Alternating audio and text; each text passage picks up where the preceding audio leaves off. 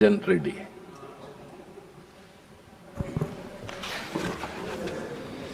Thank you, Vice Chairman, sir. Sir, I rise to reflect on the Honorable President's address. Sir, the address reflects India's confident assertion and transition into the second phase of 21st century with emphasis on technology-led growth, infrastructure expansion and inclusive development. Sir, while I represent the state of Andhra Pradesh, this vision aligns with the state's dual character as a technology hub and agrarian coastal economy. Sir, the Honorable President's address deals with all these aspects with sufficient detail. Sir, I wanted to focus on one aspect that the Honorable President's address refers to: the government moving forward on the path of reforms express. Sir, in the reforms express that the government is embarked on, I find, sir, that there are certain other bogies that may need to be attached to this particular express. Sir, while various areas have been covered, I wanted to focus on 2 or 3 specific areas. The first one is on technology and digital economy. Sir, India's progress in the digital economy is evident from the electronics production crossing 11 lakh crore rupees, smartphone exports exceeding 1 lakh crores in early 25-26. Large-scale AI skilling creates significant opportunities for southern states like Andhra Pradesh and Telangana that host IT, GCC, electronics and data center ecosystems. Sir, however, the expansion has exposed certain structural gaps.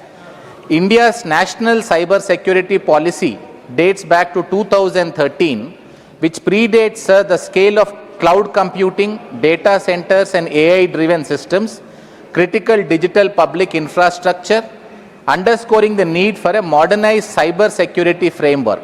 At the same time, sir, the industry estimates point to a substantial shortage of skilled professionals in emerging areas such as cyber security, artificial intelligence, semiconductor design and advanced electronics, despite ongoing training initiatives. Sir, I note with satisfaction that the Honorable President's address refers to the necessity of increasing the skilling and also providing for education in these sectors from an earlier stage. Sir, the second area that I wanted to speak on specifically is with regard to the agricultural policy. So these are the areas that I think largely remain while they have been covered in some other aspects, sir, some certain other aspects that have not been touched upon or something that I wanted to speak on. Sir, I think there is a specific need for India to quickly adopt and move towards an agricultural policy. Sir, we have a large percentage of our population still dependent on agriculture. Agriculture contributes, sir, a now increasingly reducing share to the state, to the country's GDP, but the large extents of population continue to depend on agriculture.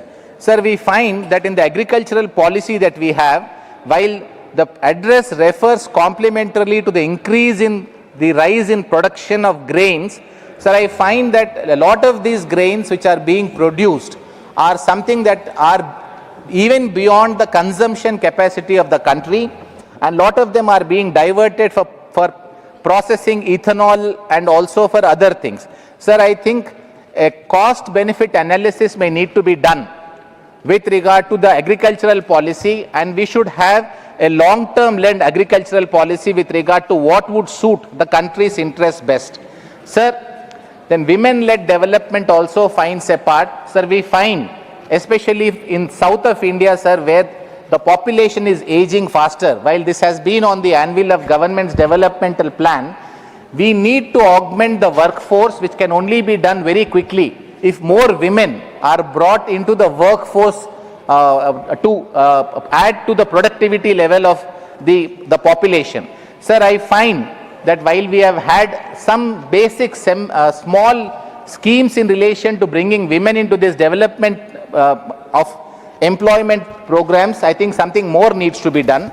Sir, if India is to progress on the reforms express, so one area that has not been touched upon is the necessity of judicial reforms. Sir, we may have made some changes in relation to the penal laws. Sir, as I have been seeing the practice of those penal laws, I have not seen a great difference with regard to how it affected the actual performance of those laws in the country. Sir, we will need to make many more changes apart from, while the process of decriminalizing is welcome. Sir, there are several judicial reforms that need to be brought in, because if India is to move towards Viksit Bharat, we need to give an air of certainty in legal dealings to people who want to come into India, or the businesses within India when they are dealing in business transactions. So what we find is there is still a lot of hesitation with regard to contractual certainty in India. Sir, I think steps will need to be done for the purpose of ensuring that we do something very quickly. So two very quick fix solutions can be, if we make costs compulsory. When two parties litigate, sir, one party benefits by delaying. We find that several people are going to court understanding that they don't have a case, but they know they will be able to delay the matters in court.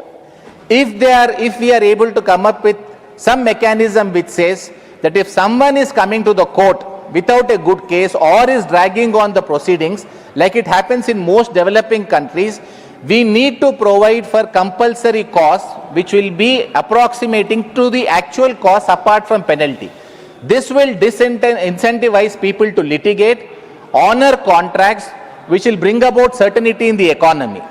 Sir, also, so one other area with regard to providing and ensuring the stability, sir, I am submitting, sir, that law and order would play a large part. It is the center's responsibility to ensure that while states are operating the law and order in their independent spheres, if any particular state is transgressing this law and order situation and resulting in chaos like it is happening currently in the state of Andhra Pradesh, sir, something would need to be done to ensure that this politicking at a state level should not disturb the economic stability and the progress of the state. Sir, from the state of Andhra Pradesh, I call upon the central government to look at the current law and order situation in the state of Andhra Pradesh and please bring it to order soon so that Andhra Pradesh can embark and continue on a growth journey. Thank you, sir. Thank you, Narayan Reddy garu. Next